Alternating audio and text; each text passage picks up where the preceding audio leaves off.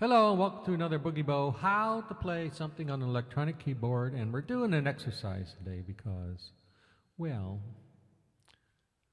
I like to do them. And I've been trying to do these myself on my own, of course. And get the fingers going. You know, at my age, fingers don't move so fast.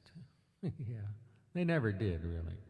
So we're going to be looking at the E flat major scale. So if you don't know that, study up on that a little bit, because within the E flat major scale lies the pentatonic major scale, right? And you're going, oh my God, that's too much. No, it's not really. That's your pentatonic scale, the 1, 2, 3, and the 5 and the 6 notes of that major scale. And you can see my hand can lay here without moving and play that pretty easily in the E flat. So your first assignment is just this.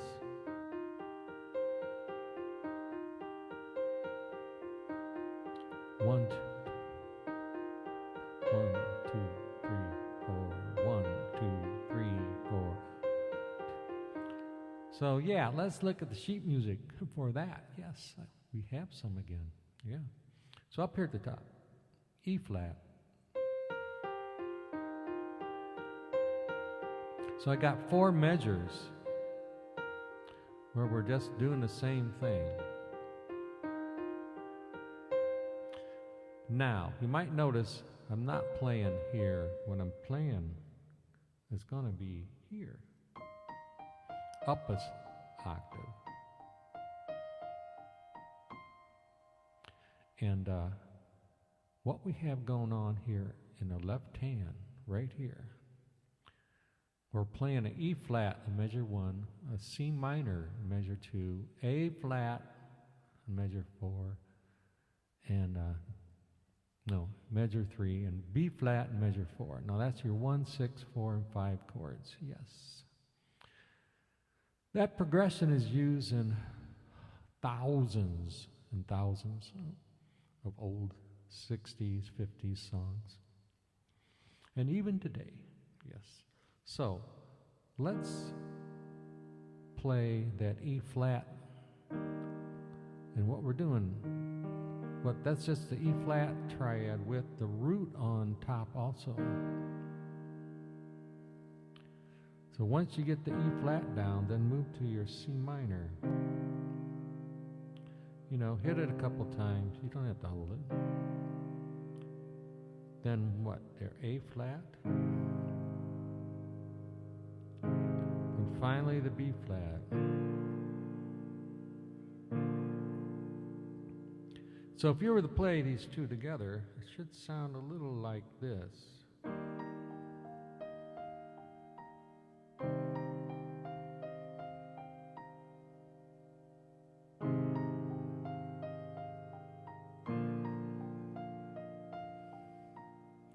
So start slow, pause the video, and work on that for a while. And it may take you, some of you maybe have to take a couple hours for a couple days maybe. And you want to get it speeding up. And what I would do, instead of just playing one measure so you have to switch fast, maybe play 2 measures.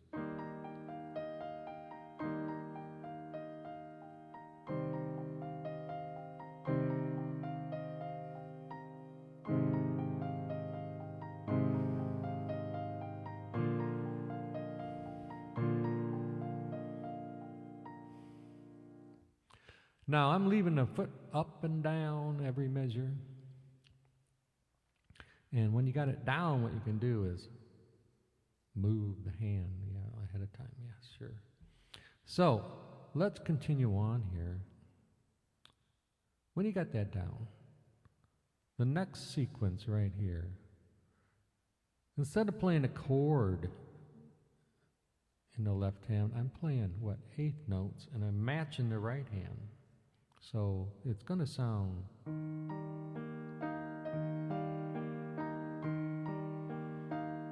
like that.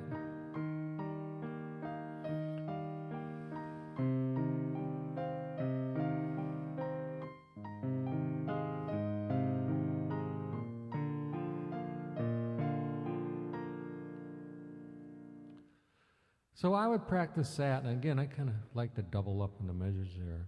You don't have to change quite as often, yeah. So that's matching eighth notes as far as syncopation goes, and it sounds kind of nice. Now you can start to do all different modifications of this line here. Instead of going up, you could be going down every time. So try that, mess around with that for a while, yeah. Now the next idea here, I have that same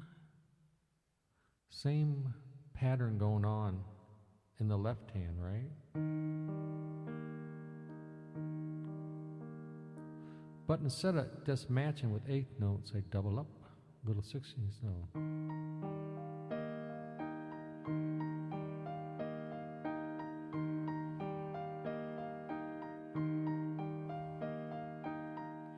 So that's not too hard to do, and it can start to sound kind of nice, right?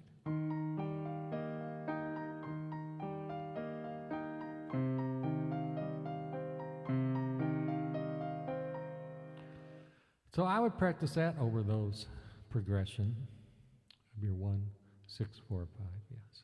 Now, the next measure here, you're saying, oh, triplet, no. Well, just start slow.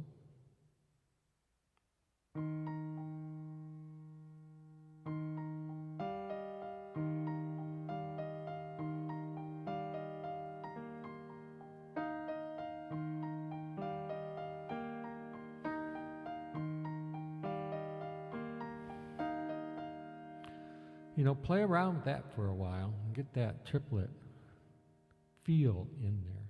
It's really not that hard.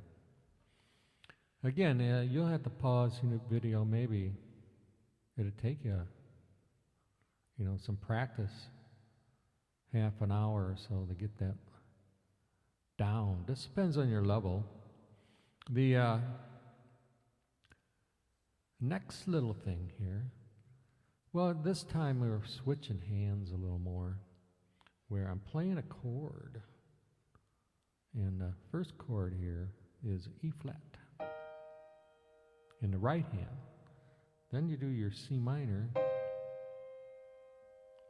Then you hold your A flat. Then the B.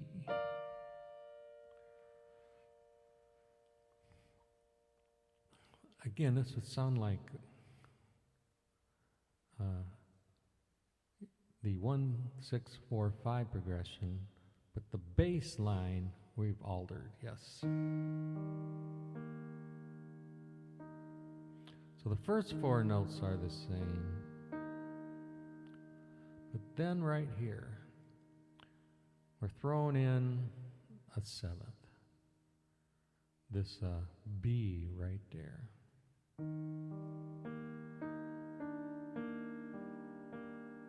So it's a totally different sound.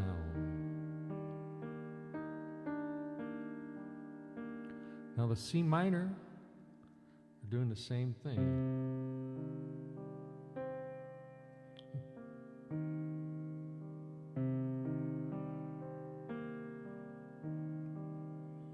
So C minor, we go down, what's that? That's that B flat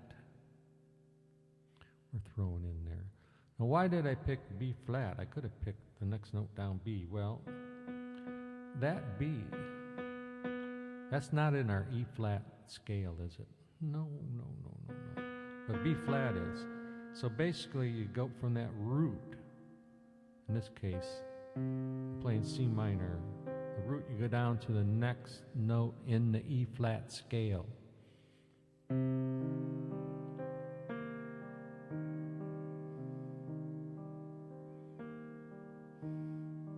Then for A flat, and what note comes next? Yeah, the next one in the E flat scale, which is the G.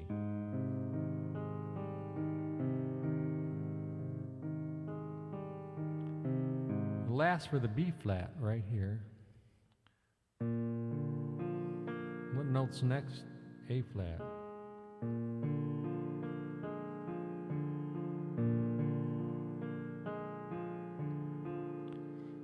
So you want to practice this for a while, and this is going to take you a while. I'm still flubbing it all the time.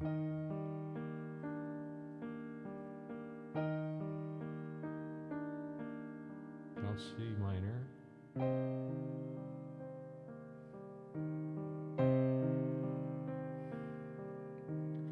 A flat.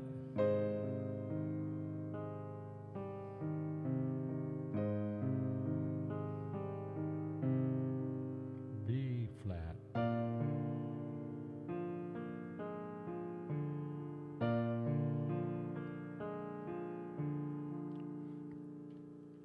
So yeah, practice this a while. That's kind of pretty sound, and it's actually, I can name a couple songs that it's in, but I won't right now. I don't want to get in copyright trouble, yeah. So let's go, I have another whole separate page here, yeah.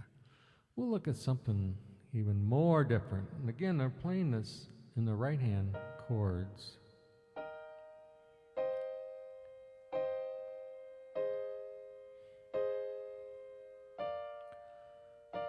So the right hand's pretty easy.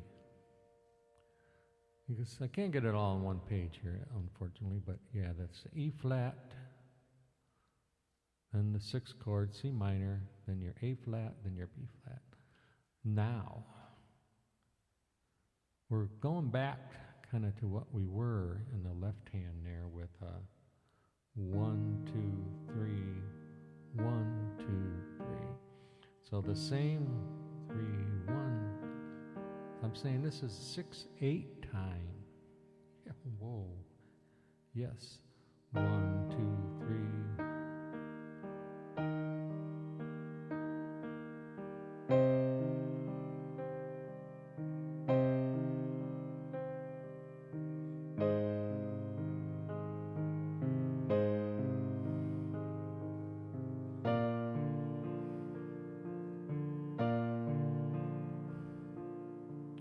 So there's something else you can do with that